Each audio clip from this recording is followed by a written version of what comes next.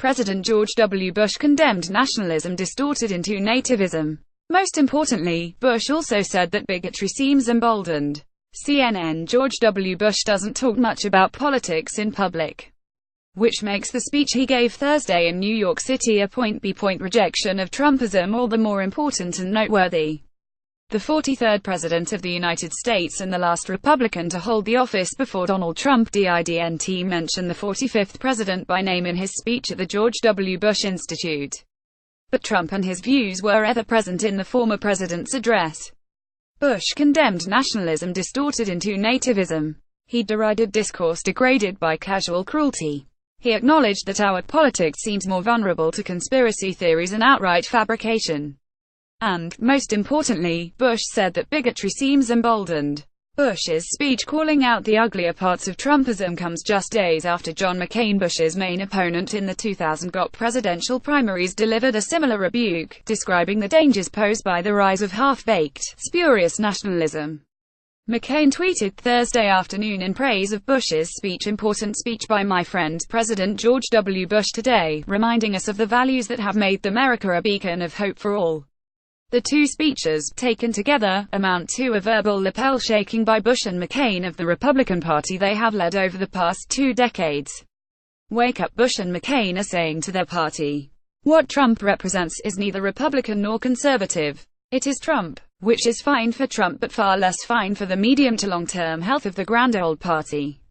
There will be some who question Bush's motives. Trump, via Twitter, may be one of them. After all, Trump savaged low-energy Jeb Bush during the 2016 campaign. And the Bush family is literally one of the cornerstones of the Republican political establishment. Of course they don't like that someone like Trump is overthrowing them and their failed policies and political tactics, but it's important to remember that the presidency is viewed by those who have held the office as a sort of sacred trust. Yes, George W. Bush saw the world differently than Barack Obama did, and each man pursued divergent policies in office. What they shared, however, was a fundamental desire to remind Americans of our common humanity, to look to the future as a more optimistic, more tolerant and, yes, better place. They believed in the idea that America was forever moving toward a more perfect union and that their job was to help steer the country in that direction as quickly and safely as possible. That belief, which can be traced in a relatively solid line from the first president to the 43rd, was broken with Trump's victory.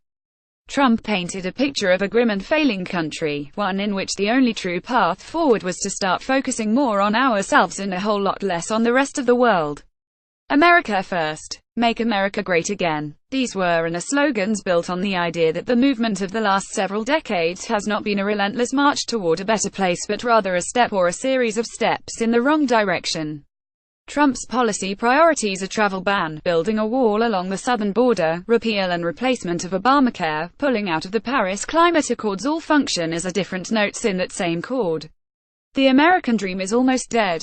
Only Trump can revive it with a singular focus on looking out for number one again. It's easy to paint Trumpism as solely a rejection of Obama's presidency.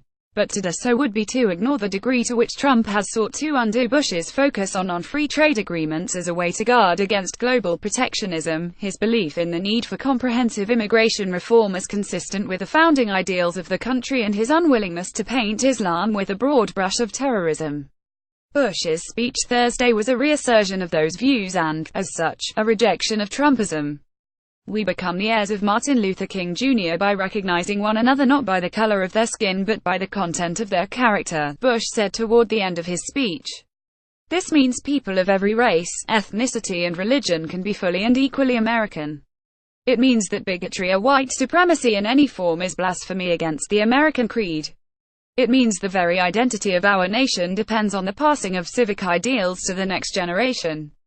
Those are powerful words. The question is whether Trump or the Republican Party, his remaking and his image, are listening.